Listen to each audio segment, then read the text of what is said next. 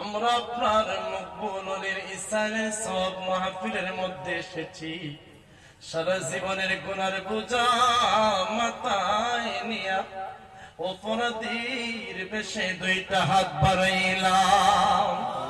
জানি না আজকের এই মাহফিলটা কার জীবনের শেষ মাহফিল হয়ে যায় রে আল্লাহ। ও রব্বুল আলামিন, এই জামাতের মধ্যে কয়েকটা দল মানুষ আছে, একদল আছে মা আছে বাবা নাই, আরো একদল আছে বাবা আছে মা নাই, আরো একটা দল আছে বাবু যারা বাবা নাই আম্মা নাই। ও রব্বুল আলামিন, যারা আপনার এই মকবুলের দরবারে এসেছেন প্রত্যেকের আব্বা